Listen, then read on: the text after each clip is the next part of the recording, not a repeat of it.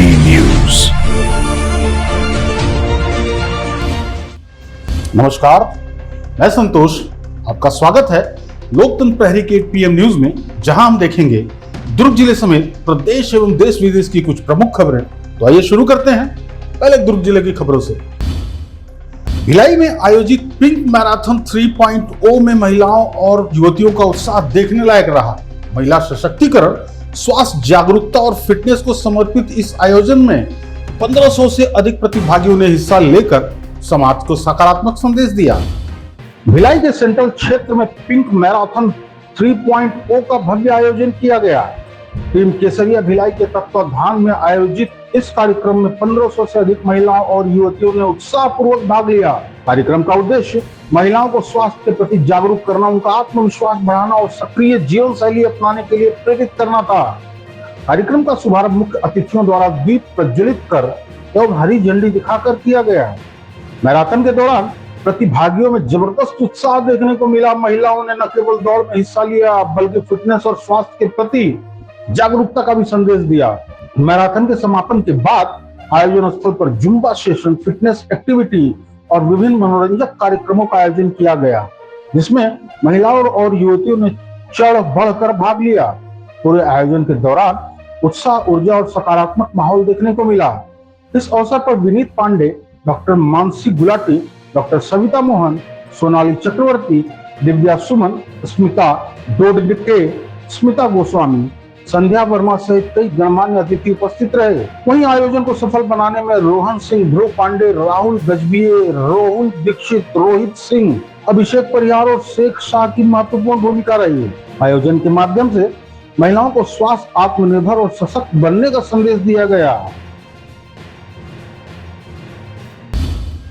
दुर्ग में छात्रा से पुराने परिचय को लेकर हुए विवाद में बॉयफ्रेंड ने अपने साथियों के साथ मिलकर एक्स बॉयफ्रेंड की जमकर पिटाई कर दी। घटना का वीडियो वायरल होने के बाद पुलिस ने मुख्य आरोपी को गिरफ्तार कर लिया है, जबकि 5 नाबालिगों को हिरासत में लिया गया है। पीड़ित युवक के मुताबिक करीब 1 साल पहले उसकी एक छात्रा से दोस्ती थी, लेकिन बाद में दोनों के बीच बातचीत बंद हो गई। 5 जून को उसे पंकज विश्वकर्मा नामक युवक का फोन आया, जिसने खुद को छात्रा का बॉयफ्रेंड बताते हुए मिलने के लिए कहा। युवक ने पहले मना किया, लेकिन बार बार दबाव बनाए जाने पर 6 जून की रात अपने चचेरे भाई के साथ नेहरू नगर स्थित अमनी कैफे पहुंच गया। यहाँ पहले से मौजूद आरोपी और उसके साथियों ने छात्रा से पुराने परिचय और बातचीत को लेकर विवाद शुरू कर दिया। देखते ही देखते विवाद मारपीट में बदल गया और युवक की बेरहमी से पिटाई कर दी गई। घटना का वीडियो सोशल मीडिया पर वायरल होने के बाद पुलिस ने जांच शुरू की और एक आरोपी समेत 5 नाबालिगों को पकड़ लिया। फिलहाल पुलिस मामले की जांच कर रही है।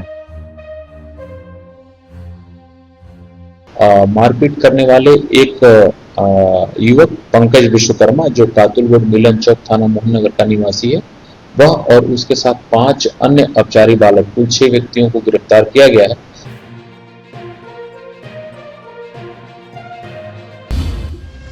दुर्ग जिले में संयुक्त स्वामित्व वाली कृषि भूमि की बिक्री में धोखाधड़ी का बड़ा मामला सामने आया है। सेना में तैनात अपने सगे भाई की जगह दूसरे व्यक्ति को पेश कर जमीन बेचने की कोशिश करने वाले आरोपी को पुलिस ने 3 साल बाद गिरफ्तार किया। छत्तीसगढ़ के दुर्ग जिले के पाटन थाना क्षेत्र में जमीन की बिक्री को लेकर तथाकथित धोखाधड़ी का मामला सामने आया है। ग्राम कुमली की संयुक्त स्वामित्व वाली कृषि भूमि को बेचने के लिए सेना में पदस्थ एक व्यक्ति की जगह दूसरे शख्स को पेश किए जाने का खुलासा हुआ है। मामले में पुलिस ने लंबे समय से फरार आरोपी की गिरफ्तारी कर लिया है। पुलिस के मुताबिक वर्ष 2023 में पीड़ित ने थाना पाटन में शिकायत दर्ज कराई थी। शिकायत में आरोप लगाया था कि उसके बड़े भाई ने परिवार के संयुक्त नाम से दर्ज कृषि भूमि को बेचने के लिए धोखाधड़ी का सहारा लिया। जमीन की रजिस्ट्री प्रक्रिया के दौरान सेना में तैनात भाई की जगह किसी अन्य व्यक्ति को प्रस्तुत किया गया। जांच के दौरान पुलिस ने दस्तावेज और अन्य साक्ष्यों की गहन पड़ताल की। जांच में सामने आया कि भूमि बिक्री के लिए पहचान संबंधी दस्तावेज में हेरफेर की गई थी और फर्जी दस्तावेज तैयार किए गए थे। आरोप है कि इस पूरी साजिश के जरिए संयुक्त स्वामित्व वाली जमीन बेचकर आर्थिक लाभ हासिल करने का प्रयास किया गया। मामले में पुलिस ने भारतीय दंड संहिता की धारा 420, 467 468, 471, 120B और 34 के तहत अपराध दर्ज किया था। घटना के बाद आरोपी लगातार फरार चल रहा था। पुलिस की टीम ने लगातार तलाश के बाद 7 जून 2026 को घेराबंदी कर आरोपी को गिरफ्तार कर लिया। गिरफ्तार आरोपी की पहचान ईश्वर दास, 60 वर्ष, निवासी साईं मंदिर रोड, महादेवघाट, थाना डीडी नगर, जिला रायपुर के रूप में हुई। पुलिस का कहना है कि मामले से जुड़े महत्वपूर्ण दस्तावेज और अन्य साक्ष्य पहले ही जुटाए जा चुके हैं। फिलहाल आरोपी से पूछताछ की जा रही है और मामले से जुड़े अन्य पहलुओं की जांच की जा रही है। पुलिस अधिकारियों का कहना है कि भूमि संबंधी धोखाधड़ी के मामले में सख्त कार्रवाई की जाएगी और दोषियों को बख्शा नहीं जाएगा। पाटन थाने में एक भाई द्वारा अपने सगे भाई जो आर्मी में पदस्थ है उसकी जगह पे एक दूसरे व्यक्ति को खड़े किया जा करके और स्वयं और आर्मी पदस्थ भाई के नाम से धारित संयुक्त स्वामित्व की भूमि को कूटरचित एवं फर्जी दस्तावेजों के माध्यम से बेचने का मामला प्रकाश में आया है, जिस पर आईपीसी की धारा 420, 467, 471, 120B और 34 भारतीय दंड विधान के तहत आपराधिक प्रकरण कायम किया गया है। प्रकरण में जो प्रार्थी है उसने इस बात का एक FIR पाटन थाने में दर्ज करवाया कि उसका सगा भाई जो है वो आर्मी में उसके पदस्थ रहने के दौरान किसी दूसरे व्यक्ति को अपना सगा भाई बता करके उसकी जगह पे खड़े किया है और ग्राम कुंडली स्थित संयुक्त स्वामित्व की जो भूमि थी उसको बिक्री कर दिया है किसी दूसरे व्यक्ति को। जब उसको इस बात की जानकारी हुई उसने एक शिकायत करी और शिकायत के आधार पर इस प्रकरण में आपराधिक प्रकरण कायम किया जा करके जो आरोपी है ईश्वर दास, महादेवघाट डीडी नगर का रहने वाला है, उसको गिरफ्तार किया गया है और गिरफ्तार किया जाकर न्यायिक रिमांड पर आज उसको जेल भेजा गया।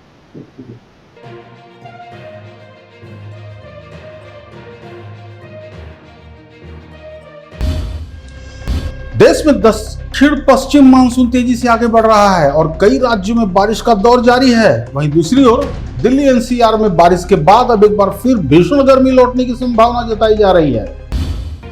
देश भर में दक्षिण पश्चिमी मानसून की रफ्तार तेज हो गई है। मौसम विभाग के मुताबिक रविवार तक मानसून 12 राज्यों में पहुंच चुका है। मानसून ने केरल, कर्नाटक, मणिपुर, आइलैंड और मिजोरम को पूरी तरह कवर कर लिया है, जबकि अन्य राज्यों में भी इसका विस्तार लगातार जारी है। मानसून के आगे बढ़ने के साथ ही कई राज्यों में प्री मानसून गतिविधियां देखने को मिल रही हैं। उत्तर प्रदेश और राजस्थान के कई इलाकों में बारिश हुई है।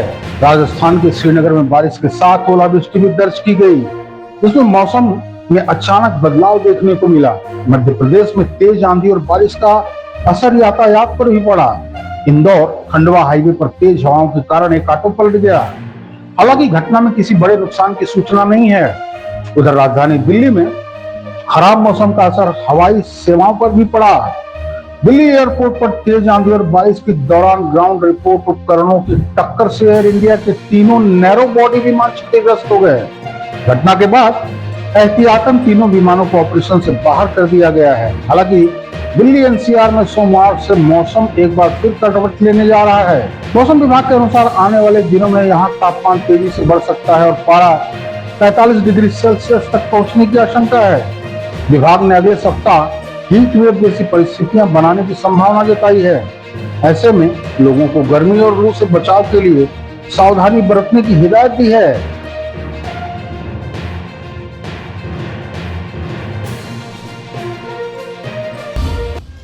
बलौदाबाजार जिले के भाटापारा में जमानत पर जेल से बाहर आए आरोपियों ने सड़क पर जमकर हुड़दंग मचाया। कारों और बाइकों की रैली निकालकर स्टंटबाजी की गई, जिसका वीडियो सोशल मीडिया पर वायरल होने के बाद पुलिस ने कार्रवाई करते हुए 9 आरोपियों को गिरफ्तार कर लिया। छत्तीसगढ़ के बलौदाबाजार में जमानत पर रिहा हुए आरोपियों का सड़क पर शक्ति प्रदर्शन करना पड़ा महंगा। भाटापारा शहर थाना क्षेत्र में 5 जून की रात जेल से रिहा होने के बाद 9 आरोपियों ने कारों और बाइक का काफिला निकालकर रैली आयोजित की।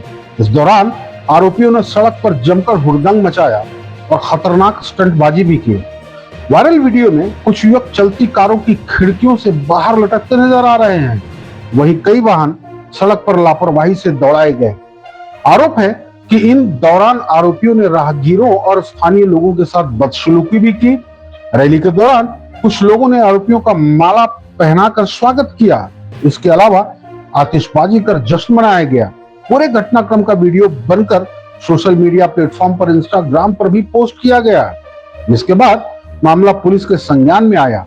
जानकारी मिलते ही पुलिस ने तत्काल कार्रवाई करते हुए मौके पर दबिश दी और घेराबंदी कर 9 आरोपियों को गिरफ्तार कर लिया। पुलिस ने साफ कहा है कि जमानत मिलने का मतलब कानून हाथ में लेना या गुंडागर्दी करने की छूट नहीं है। ऐसे मामलों में सख्त कानूनी कार्रवाई की जाएगी। फिलहाल पुलिस आरोपियों से पूछताछ कर रही है और वायरल वीडियो के आधार पर पूरे मामले की जांच कर रही है।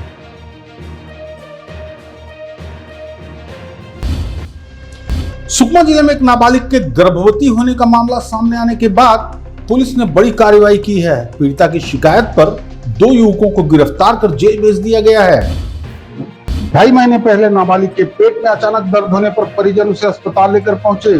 जांच के दौरान डॉक्टरों ने उसके करीब 2 महीने की गर्भवती होने की पुष्टि की। इसके बाद परिवार वालों ने नाबालिग से पूछताछ की। पीड़िता ने बताया कि 2 अलग अलग युवकों ने अलग अलग समय पर उसके साथ शारीरिक संबंध बनाए। मामले की जानकारी मिलने पर परिजनों ने 3 जून को गदिराज थाने में शिकायत दर्ज कराई। शिकायत के आधार पर पुलिस ने मामला दर्ज कर जांच शुरू कर दी है। जांच के बाद पुलिस ने दोनों आरोपियों को गिरफ्तार कर लिया। गिरफ्तार आरोपियों में मलकम हिंगा उर्फ मलकम अर्जुन और राहुल सोरी उर्फ रुपेश सोरी शामिल हैं। भारतीय क्रिकेट के उभरते सितारे वैभव सूर्यवंशी को लेकर बीसीसीआई ने एक खास फैसला लिया है। आयरलैंड और इंग्लैंड दौरे पर वैभव के माता पिता भी टीम के साथ रहेंगे, ताकि युवा खिलाड़ी सीनियर टीम के माहौल में आसानी से खुद को ढाल सके। भारतीय क्रिकेट टीम के आगामी आयरलैंड और इंग्लैंड दौरे के लिए युवा बल्लेबाज वैभव सूर्यवंशी को पहली बार टीम में शामिल किया गया। महज कम उम्र में राष्ट्रीय टीम तक पहुंचने वाले वैभव को लेकर बीसीसीआई ने विशेष व्यवस्था की है। बोर्ड का कहना है कि उनके माता पिता को भी टीम के साथ यात्रा करने की अनुमति का फैसला लिया है। बीसीसीआई का मानना है कि पहली बार सीनियर खिलाड़ियों के साथ विदेशी दौरे पर जाने वाले वैभव के लिए परिवार का साथ मानसिक रूप से मददगार साबित होगा। इससे वह नए माहौल में जल्दी सहज हो सकेंगे और अपने खेल पर बेहतर तरीके से ध्यान केंद्रित कर पाएंगे। बीसीसीआई सचिव देवजीत सैकिया ने बताया कि सामान्य तौर पर खिलाड़ियों के माता पिता को टीम के साथ दौरे पर जाने की अनुमति नहीं दी जाती, लेकिन वैभव अभी नाबालिग हैं और पहली बार किसी सीनियर राष्ट्रीय टीम का हिस्सा बने हैं, इसलिए उनके मामले में विशेष छूट दी गई है। सैकिया ने कहा कि बोर्ड वैभव के माता पिता से अनुरोध करेगा और यदि वे साथ जाना चाहते हैं तो बीसीसीआई उनकी यात्रा और अन्य व्यवस्थाओं में पूरा सहयोग करेगा। उन्होंने यह भी बताया कि वैभव के माता पिता जल्दी श्रीलंका रवाना होने वाले हैं और यदि परिवार इंग्लैंड दौरे पर भी जाना चाहता है तो बोर्ड उसकी भी व्यवस्था करेगा। वैभव सूर्यवंशी के सामने एक बड़ा रिकॉर्ड बनाने का अवसर भी है। यदि उन्हें भारतीय टीम से खेलने का मौका मिलता है तो वह भारत के लिए सबसे कम उम्र में अंतर्राष्ट्रीय क्रिकेट में डेब्यू करने वाले खिलाड़ी बन सकते हैं। फिलहाल यह रिकॉर्ड सचिन तेंदुलकर के नाम दर्ज है, जिन्होंने 16 वर्ष 207 दिन की उम्र में पाकिस्तान के खिलाफ अपना राष्ट्रीय पदार्पण किया। अब क्रिकेट प्रेमियों की नजरें इस युवा प्रतिभा पर टिकी है, जो भारतीय क्रिकेट के भविष्य के रूप में देखा जा रहा है।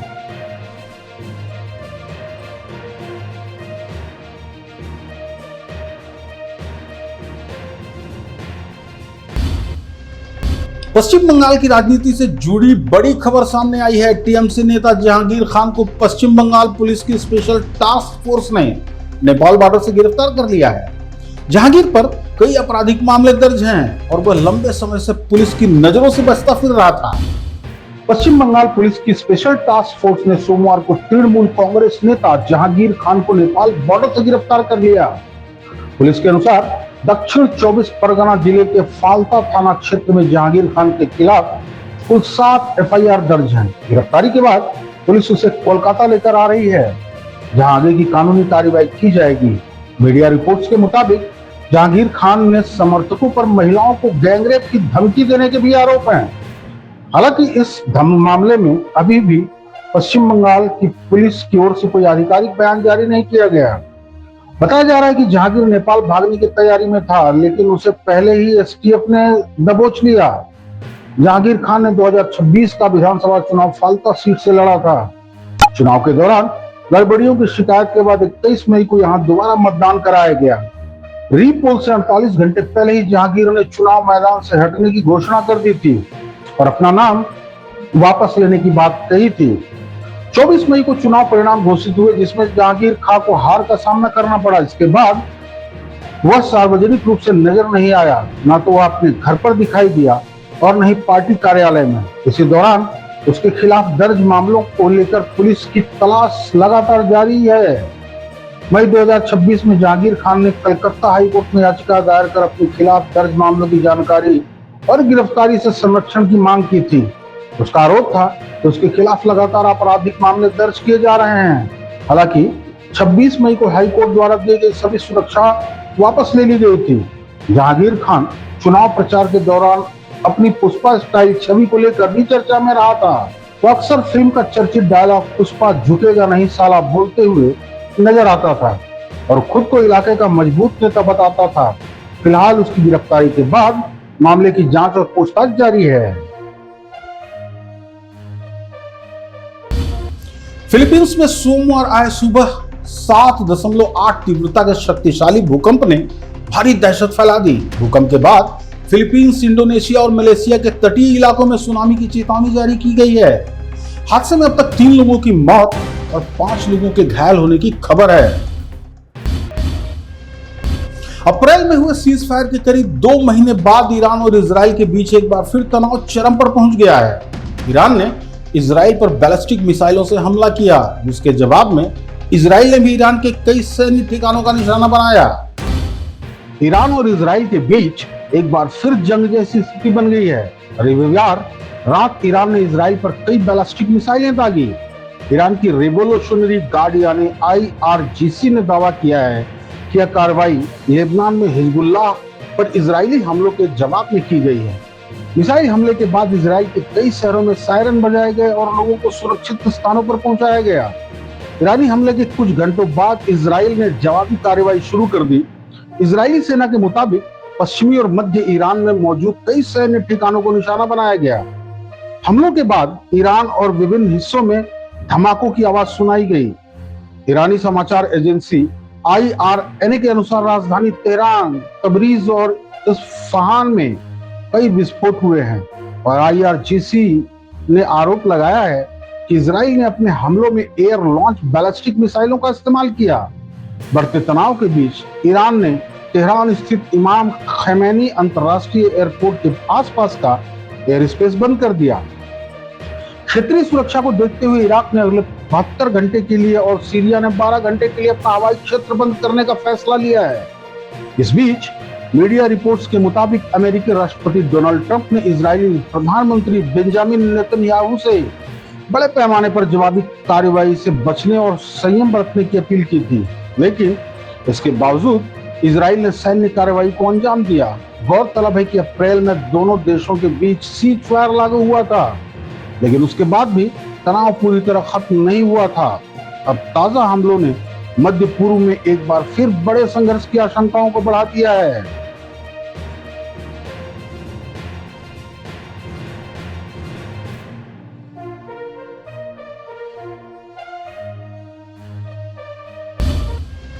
आज की खबरों में बस इतना ही। मुझे दीजिए इजाजत। नमस्कार।